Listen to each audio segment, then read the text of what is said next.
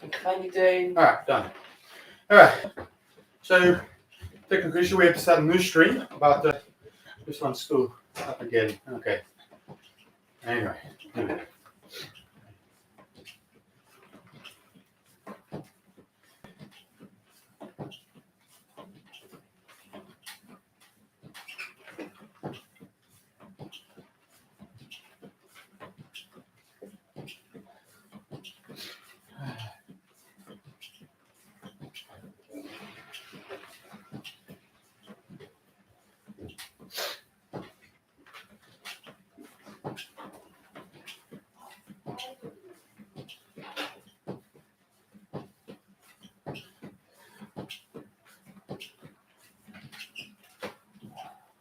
Copy this. And then Facebook.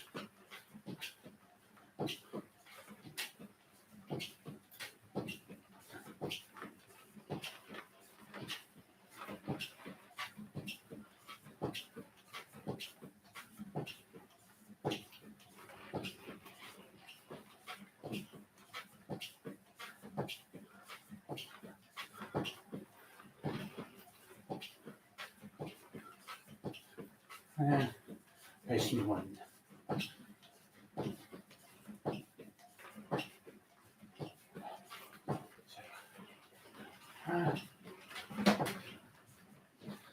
Does that work? Alright, and we're back.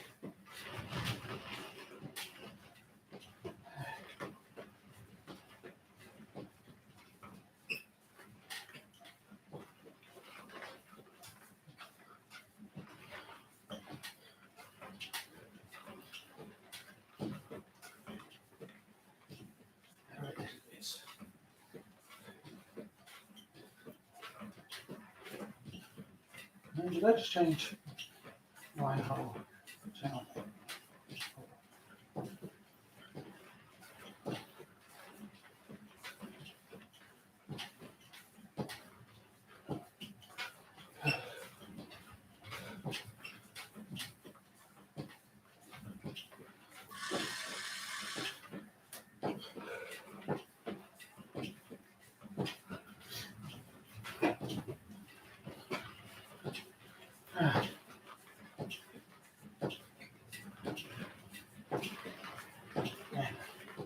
Okay.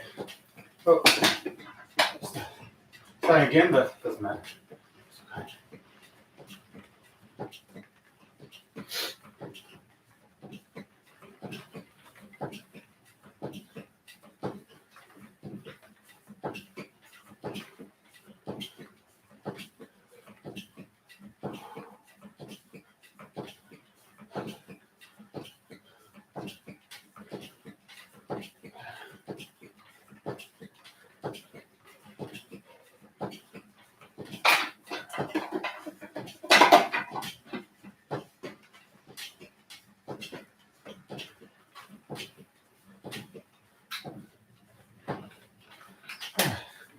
So that's 8 hours done.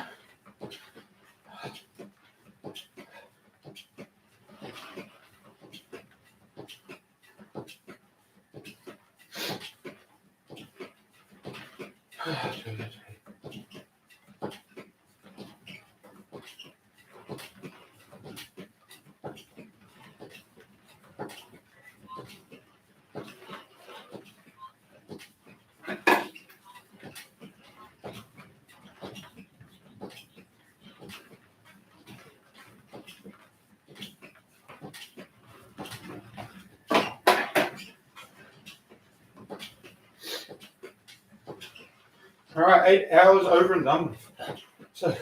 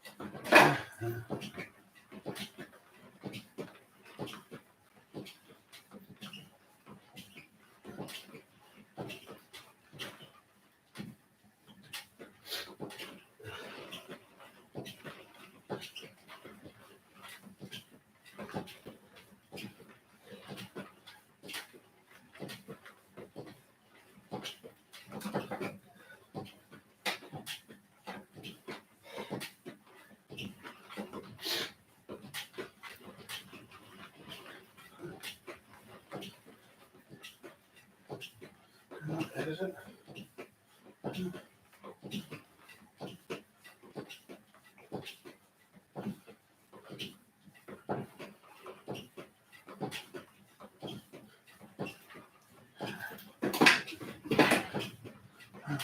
Stop.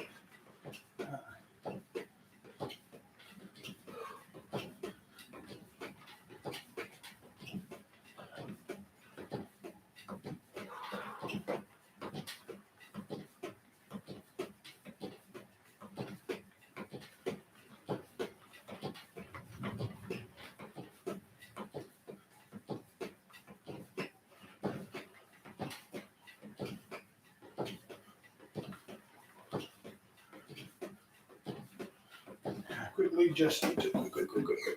What is this?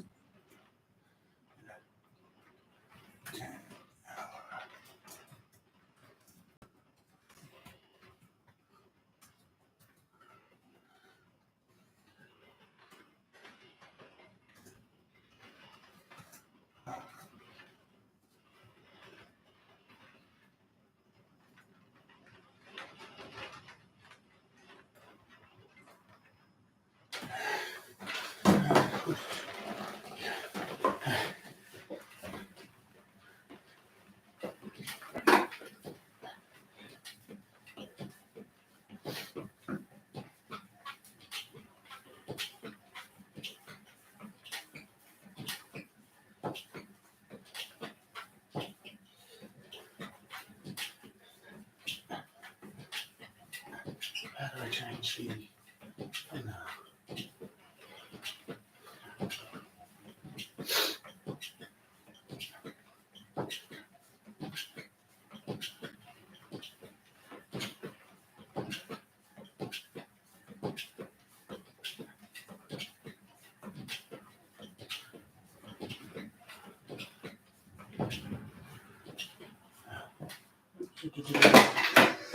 Hang on, guys. I need to.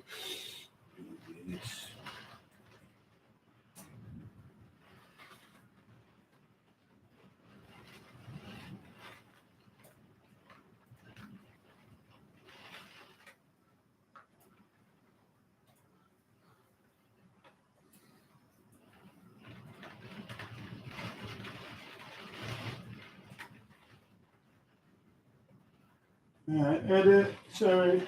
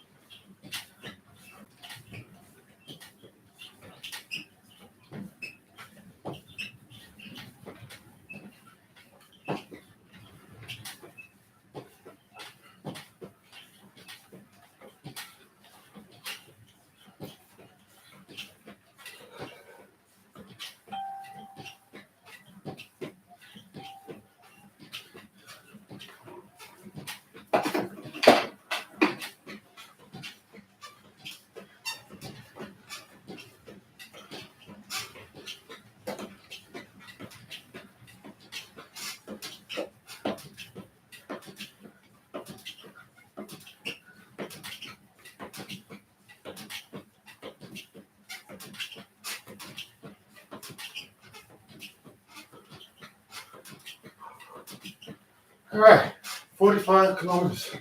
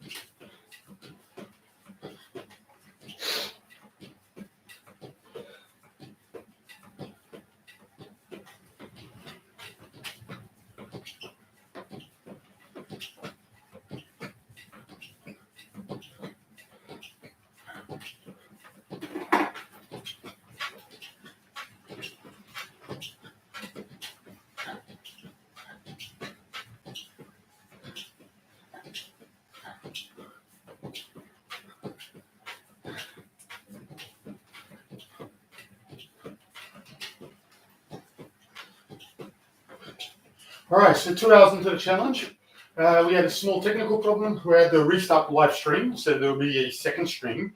You can see, actually, yeah, yeah, still going on. We're 2 hours into it. 46 kilometers done. How many? 1,100 calories burnt. Yeah,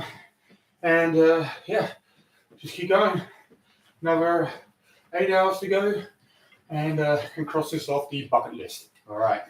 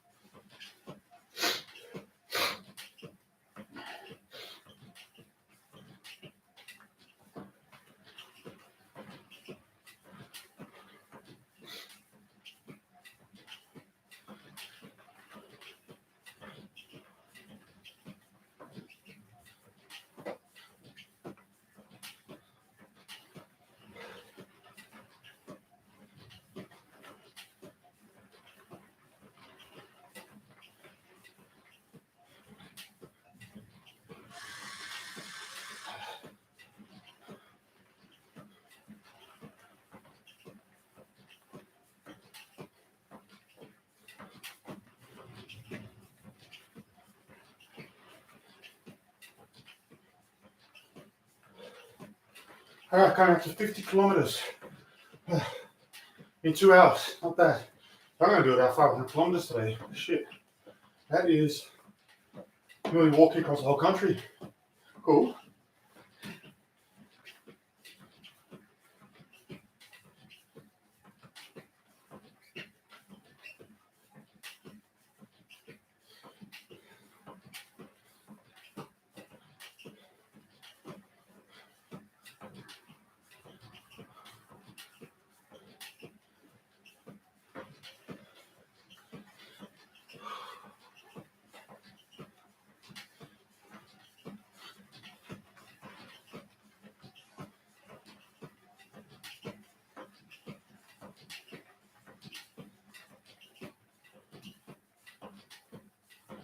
All right.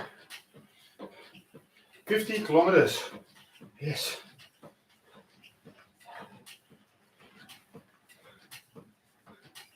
All right, coming up to the big hill again. Oh, I hate these hills.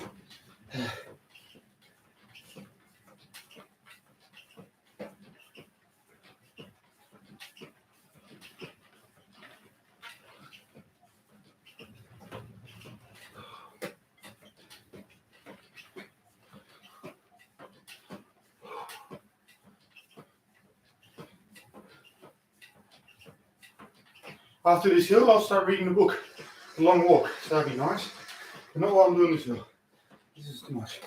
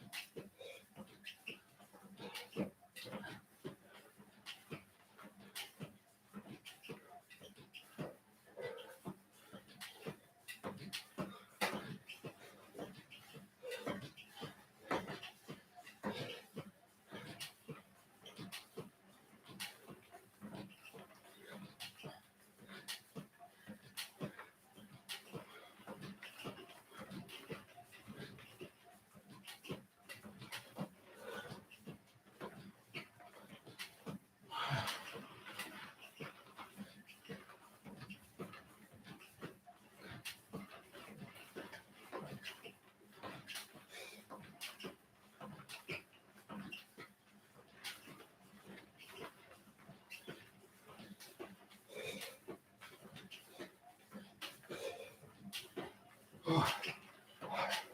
This is by far the hardest bit.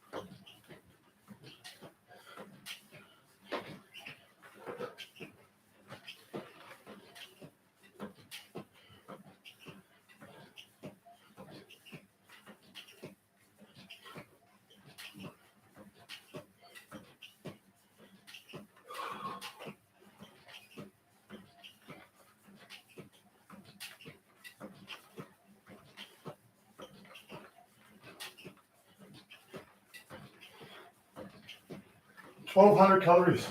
Nice.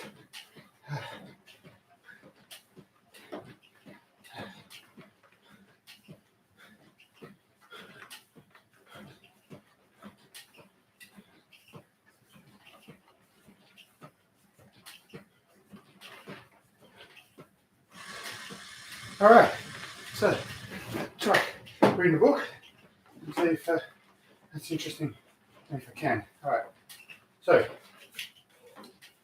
where is he?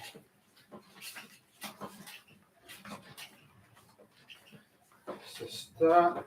I better get a bookmark as well. And he doesn't go along. All right.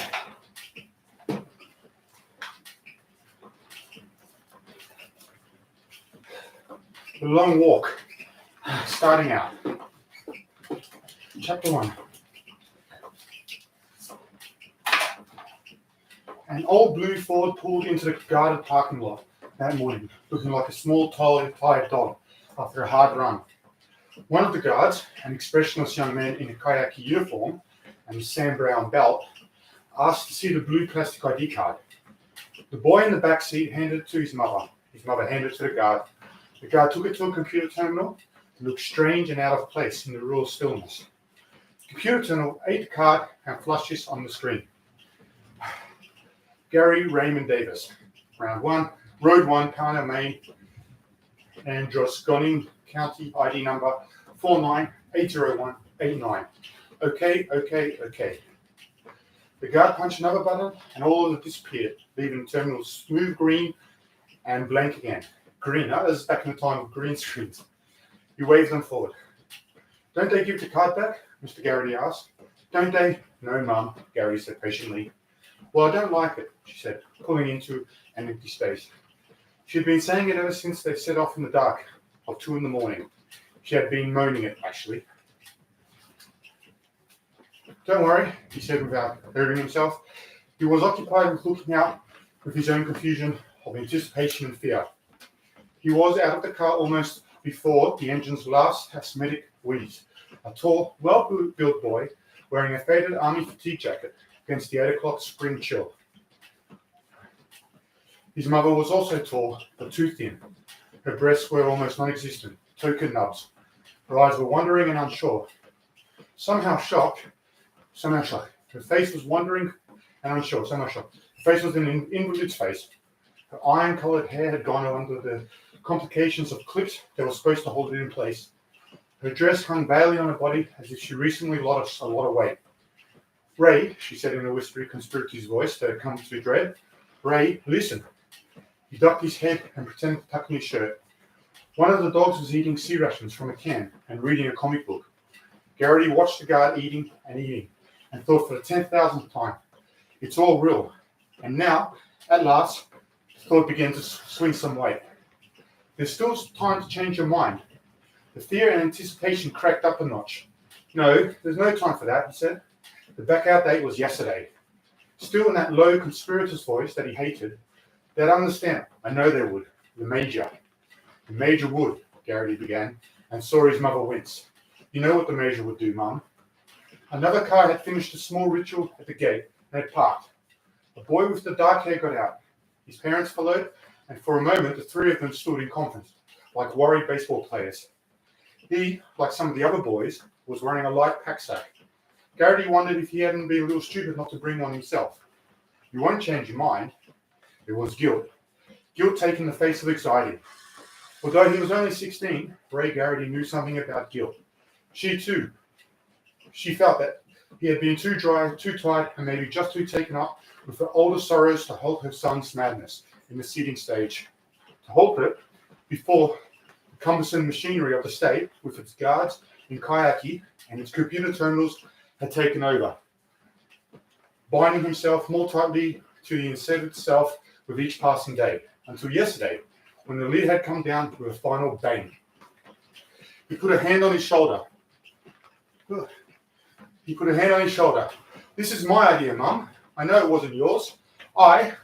He glanced around. No one was paying the slightest attention to them. I love you, but this way is best, one way or another. It's not, she said, now verging on tears. Ray, it's not. If your father was here, He'd put a stop to. Well, he's not, is he? He was brutal, hoping to stave off the tears. What if they had to drag her off? He had heard that sometimes that happened. Thought it made him feel cold. In the softer voice, he said, "Let it go now, Mum, okay?" He forced a grin. "Okay," he answered for her. Her chin was still trembling, but she nodded. Not all right, but was late. There was nothing else, nothing could do. Not all right. There was nothing anyone could do. A blue wind soared through the pines. The sky was pure blue. The road was just ahead, and the simple stone post that marked the border between America and Canada. Suddenly, his anticipation was greater than his fear, and he wanted to get going, get the show on the road. "I made these. You can take them, can't you? They're not too heavy, are they?" She thrust forward a foil-wrapped pack of cookies at him. "Yeah." He took them and clutched her awkward, trying to give her what she needed to have. He kissed her cheek. Her skin was old silk. For a moment, he could have cried himself. Then he thought of all the small mustache face of the Major and stepped back, stuffing the cookies in his pocket of his fatigue jacket. "Goodbye, Mum. Goodbye, Ray. Be a good boy." She stood there for a moment, and he had a sense of her being very light, as if even the light puffs of breeze, blowing in the morning might send her sailing away like Dandenong gone to sea. Then she got back into the car and started the engine. Garrity stood there. She raised a hand and waved. The tears were flowing now. He could see them. He waved back, and then as he pulled out, he just stood there with his arms in his sides, conscious of how fine and brave and alone he must look. But when the car had passed back through the gate, fallenness struck him, and he was only a 16-year-old boy again, alone in a strange place. He turned back towards the road. The other boy, the dark-haired one, was watching his folks pull out. He had a bad scar along one cheek. Garrity walked over to him and said hello. The dark-haired boy gave him a glance. "Hi, I'm Ray Garrity," he said, feeling mightily like an arsehole. "I'm Peter McFeast." "You all right?" Garrity asked. McFeast nodded. "I feel jumpy, that's the worst." Garrity nodded. The two of them walked towards the road and the stone marker. Behind him, other cars were pulling out. A woman began screaming abruptly. Unconsciously, Garrity and McFeast drew close together. Neither of them looked back. Ahead of them was a road, white and black. "That composition surface will be hot by noon," McFeast said abruptly. "I'm going to stick it to the shoulder." Garrity nodded. McFeast looked at him thoughtfully. "What do you weigh?" 160. "I'm 167. They say the heavier guys get tired quickly, but I think I'm in pretty good shape." To Garrity, Peter McFeast looked rather more than that. He looked awesomely fit. He wondered who they were that decided the heavier guys got tired quickly. Almost asked, insisting on acrophilia talisman legend. McFeast sat down in the shade near a couple of other boys, and after a moment, Garrity sat beside him. McFeast seemed to have dismissed him entirely. Garrity looked at his watch. It was 8:05, 55 minutes to go. Impatience and anticipation came back, and he did his best to squash them, telling himself to enjoy sitting while he could. All of the boys were sitting in groups and sitting alone. One boy had climbed onto the lowest branch of a pine overlooking the road and was eating what looked like a jelly sandwich. He was skinny and blonde, wearing purple pants and blue chambray shirt under a green zip sweater with holes in the elbows. Garrity wondered if the skinny one would last or burn out quickly. The boys he and McFeast had sat down to were talking. "I'm not hurrying," said one of them said. "What should I? If I get warm, so what? You can adjust. That's all. Adjustment is the key around here. Remember where you heard that first." He looked around and discovered Garrity and McFeast walking in my gang. He said with no trace of a smile at all. Garrity offered his own name. McFeast spoke his own absently, still looking off towards the road. "I'm Art Barker," the other said quietly. He spoke with a very slight southern accent. Four of them shook hands all around. There was a moment's silence, and McFeast said, "Kind of scary, isn't it?" They all nodded, except Hank Olson, who shrugged and grinned. Garrity watched the boy in the pine tree finish his sandwich, ball up the wax paper he'd been in, and toss it onto the soft shoulder.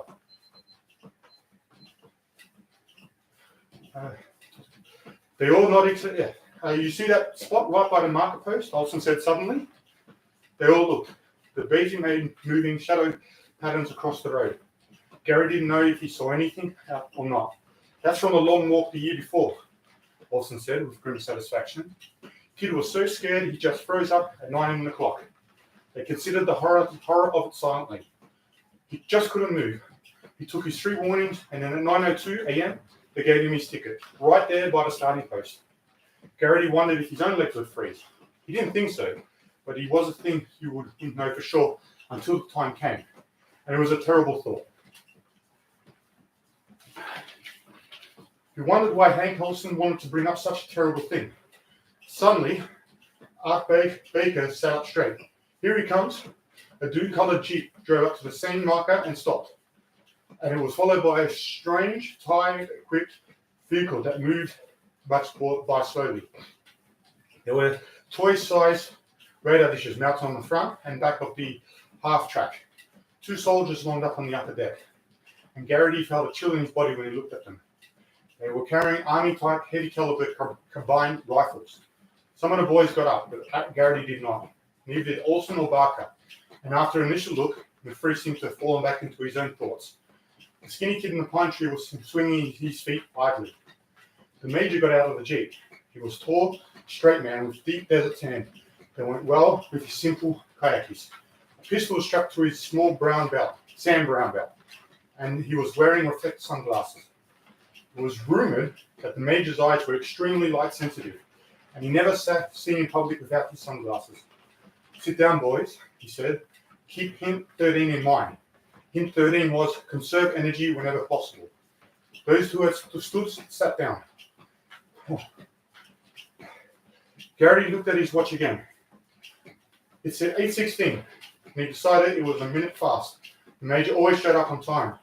He thought momentarily, setting it back a minute, and then forgot it. I'm going to make a speech, the major said, sweeping the back lenses that covered his eyes. I give my congratulations to the winner among your number, and my acknowledgement of valor to the losers. He turned to the back of the Jeep. There was a living silence. Garrity breathed deep of the spring air. It would be warm. Good day to walk. The major turned back to him. He was holding a clipboard. When I call your name, please step forward and take your number. And go back to the place until it's time to begin. Do this smartly, please. You're in the army now, Olsen whispered with a grin. But Garrity ignored it. He couldn't help admiring the major. Garrity's father, before the Scots took him away, had been found fond of calling the major the rarest, most dangerous monster any nation can produce. A society-supported psychopath. But he had never seen the major in person. Aronson, a short, chunky farm boy with a sunburned neck, gangward forward. Obviously awed by the major's presence, and took his large plastic wand. He fixed it to his shirt by the pressure strip, and the major clapped him on the back. Abraham, a tall boy with reddish hair and jeans and a t-shirt. His jacket was tied around his waist, schoolboy style, and flapped around his knees. Olsen sniggered. Baker, Arthur, that's me, Barker said, and got to his feet. He moved with deceptive leisure, and he made Garrity nervous. Baker was going to be tougher. Barker was going to last a long time. Barker came back. He had pressed his number 3 onto the right breast of his shirt. Did he say anything to you? Garrity asked. He asked me if it was commencing to come off hot down home, Barker said shyly. Yeah, the major, talked to me. Not as hot as it's going to commence coming here, Olsen cracked. Barker, James, the major said. We went on to 8:40, and it came out right. No one had ducked out. Back in the parking lot, engine started and a number of cars began pulling out. Boys from the backup list who would go home and watch the long walk coverage on TV. It's on, Garrity thought. It's really on. When the time came, the major gave him number 47 and told him, good luck. Up close he smelt very masculine and somehow overpowering. Gary had an almost instability urge to touch the man's leg and make sure he was real. Peter McCrease was 61. Hank Olsen was 70. He was with the major longer than the rest. The major laughed at something Olsen said and clapped him on the back. I told him to keep a lot of money on short corp, Olsen said when he came back. And he told me to give him hell, said he.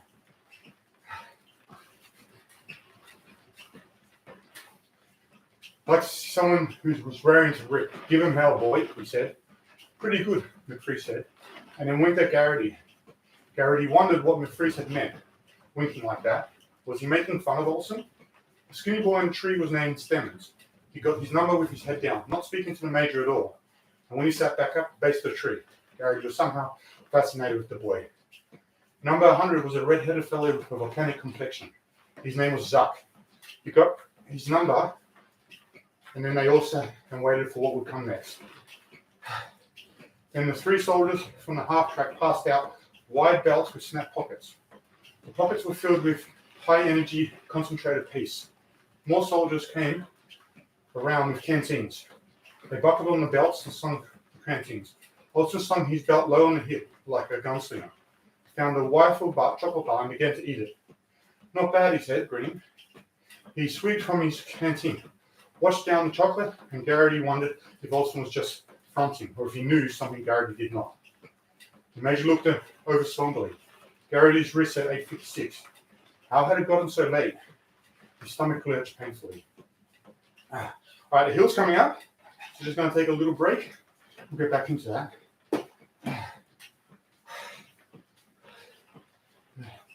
Because I didn't think that makes my throat really sore to talk.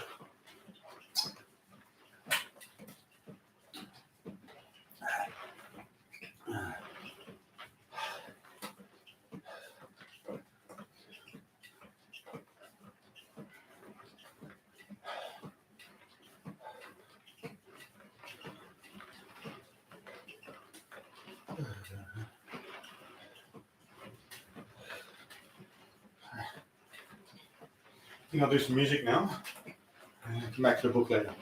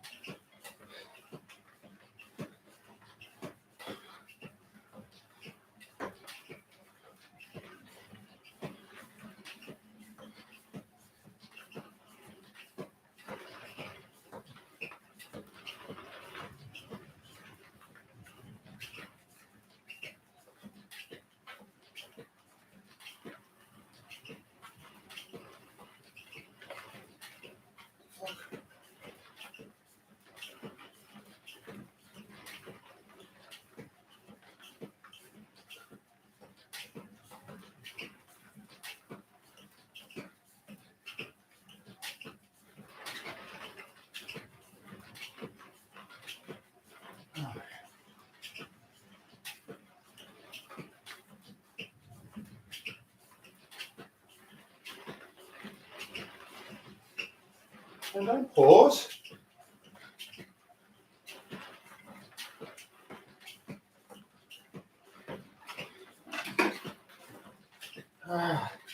Technology sucks sometimes.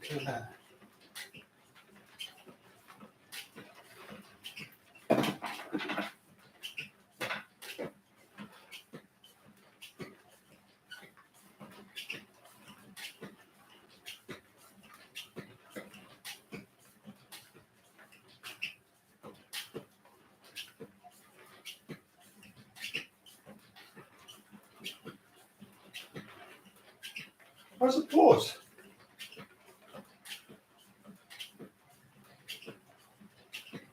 Oh, that's it.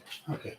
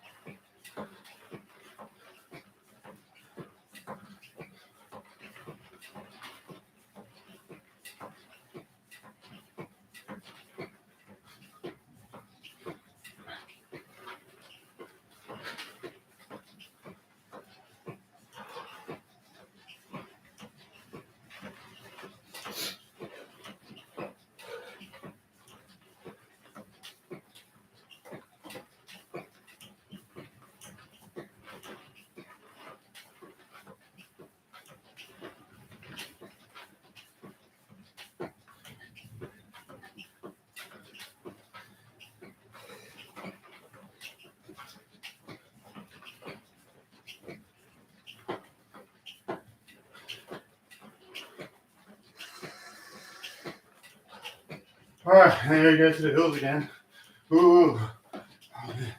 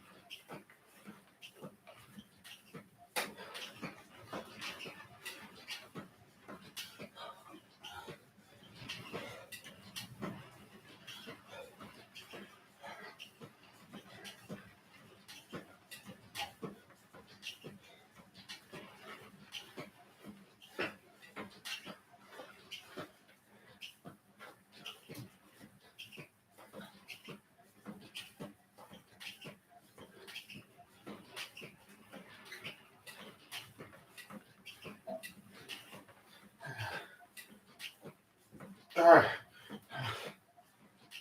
60 kilometers. Done. Nice.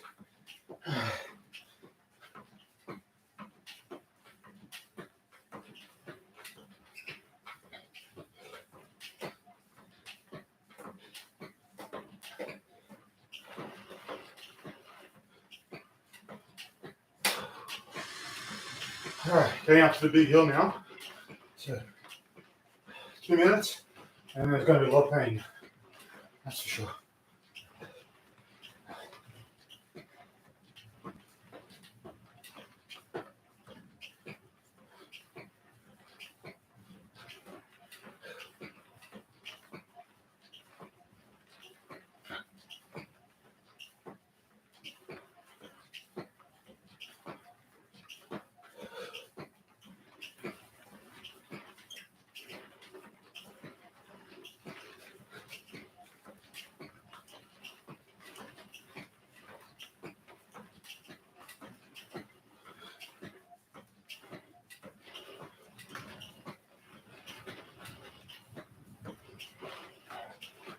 I think after this, I might put some music on. Not sure what to listen to.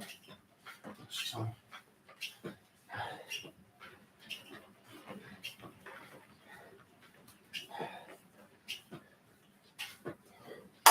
okay, just a normal mix.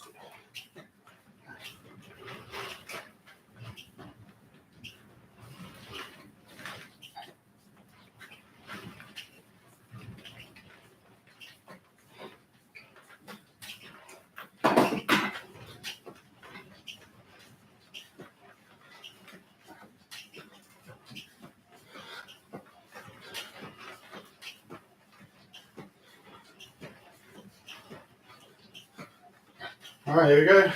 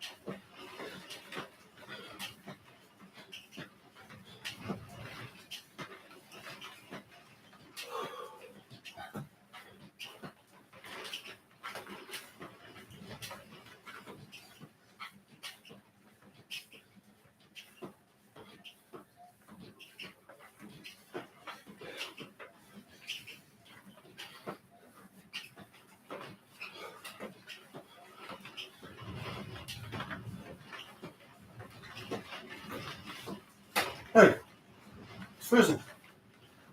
Fuck me.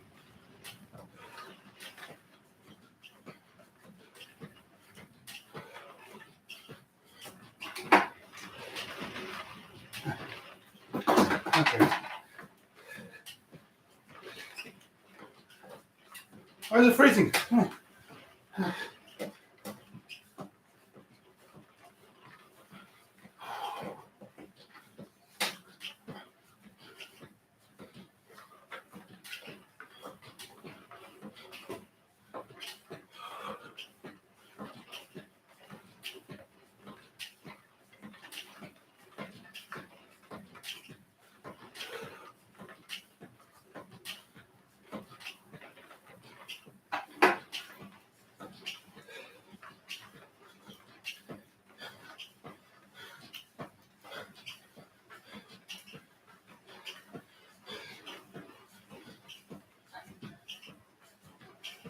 Fuck's sake.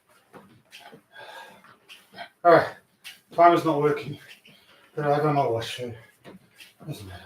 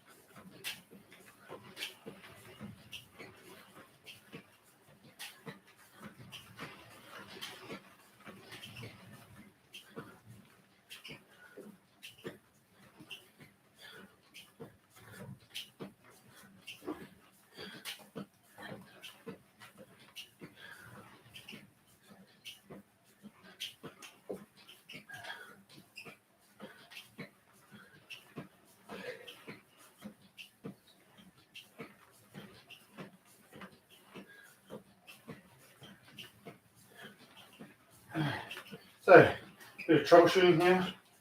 That's just all part of it. Change it.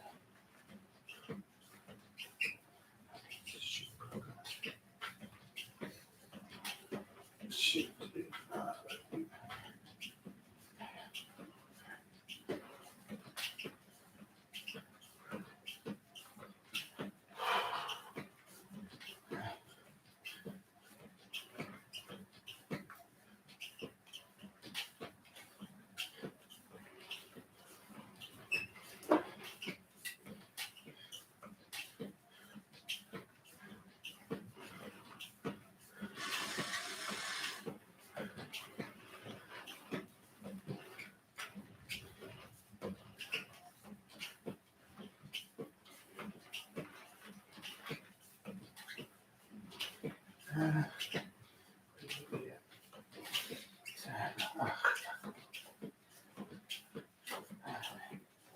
You're killing me, yeah?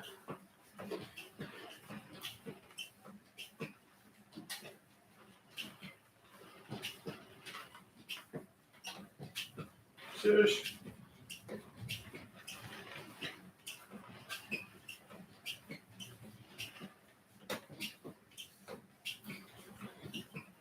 Okay, castle or not?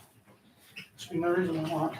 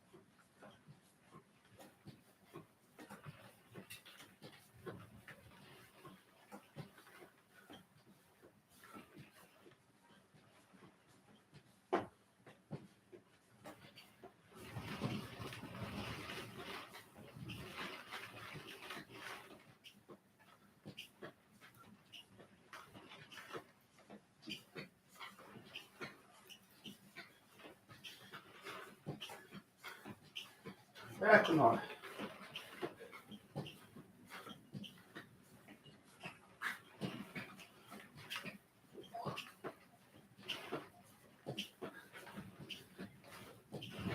Go ahead. Hey. Oh.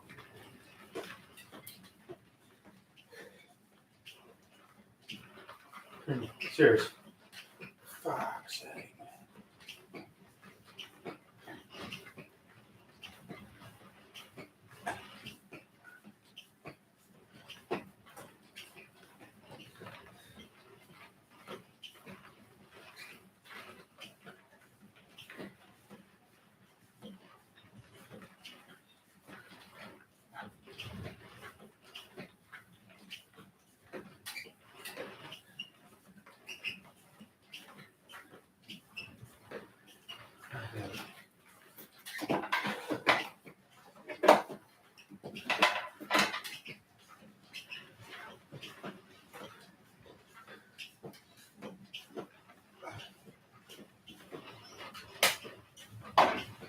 Oh, no. Fuck me.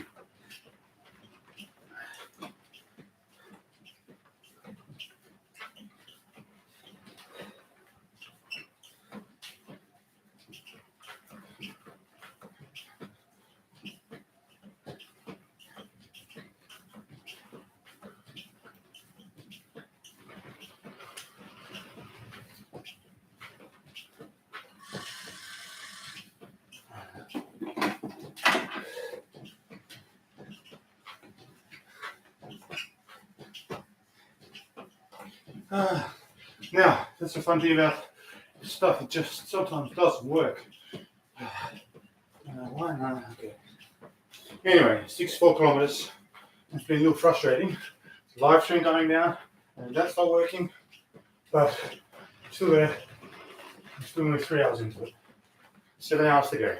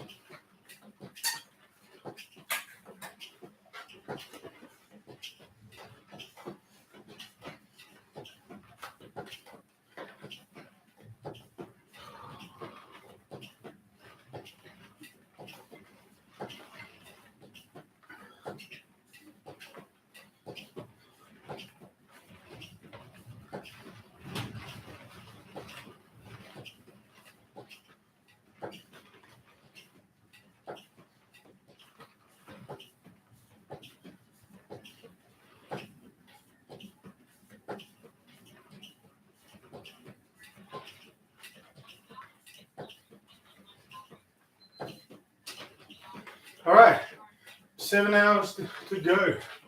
Whew.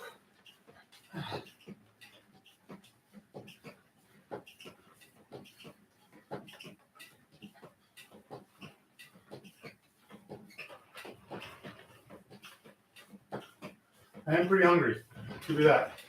Got some nice bread rolls. Looking forward to them in an hour. Still doing the fasting. So yeah, have that still.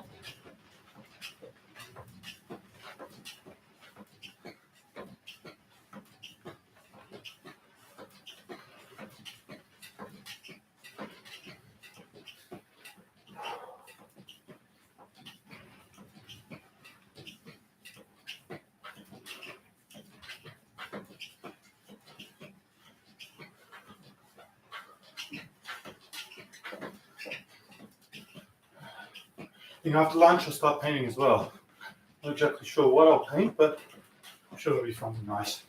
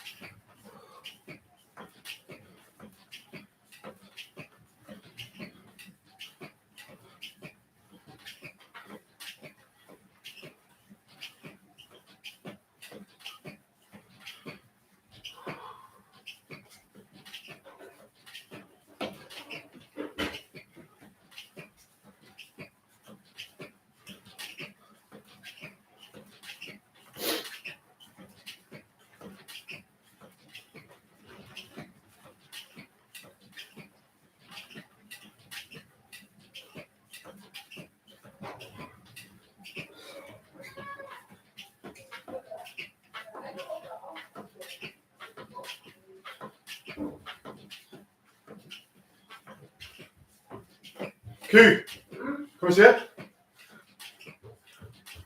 Can you go into the townhouse? Nee. Oké, wat dan? And give me a Pepsi Max. Come on. Ik ben net van het townhouse. Come on. Wow. This is her, buddy. Ja, hier.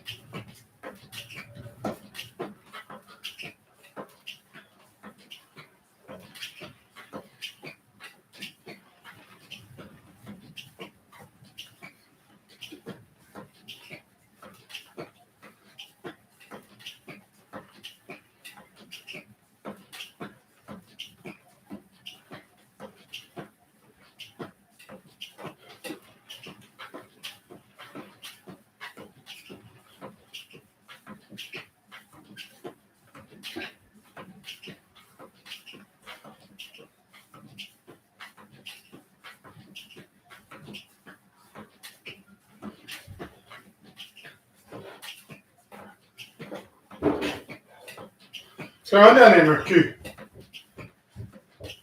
Huh? Where's Marissa boss, mama? De Jennifer. What's she doing? Ik mag automatisch pakken de 10 waren.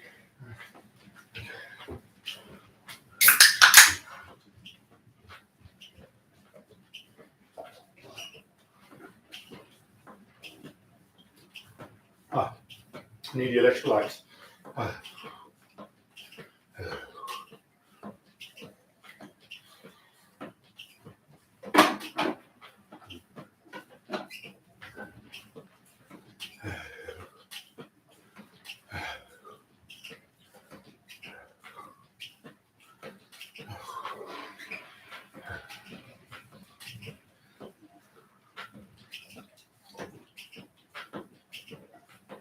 Q, kom eens hier.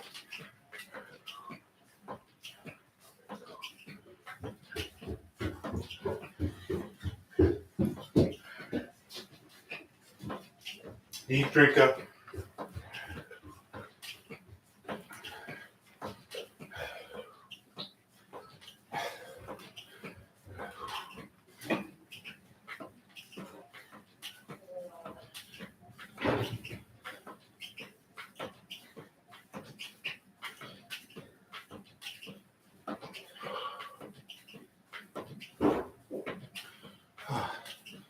Whew.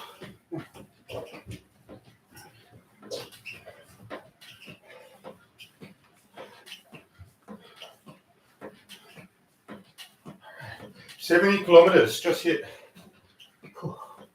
That's from here to Amsterdam, I think. If I was to walk. A lot. And 1,700 calories burnt, which is pretty good. Up to the big hill. Pretty intense right now. Looking forward to lunch.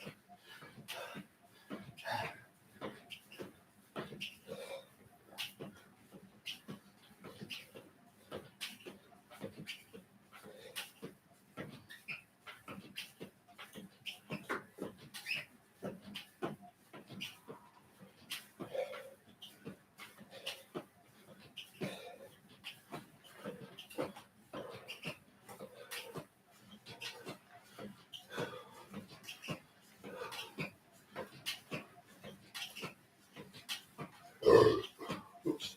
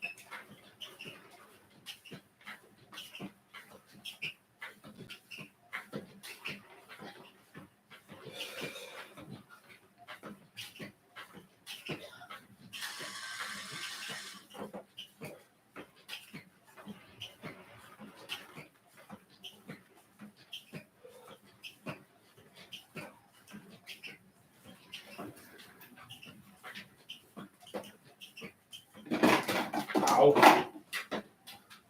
Ow.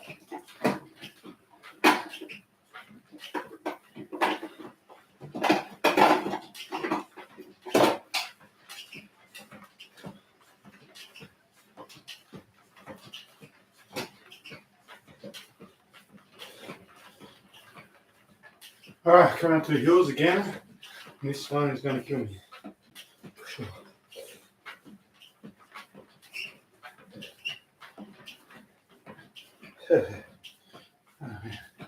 Not even halfway yet.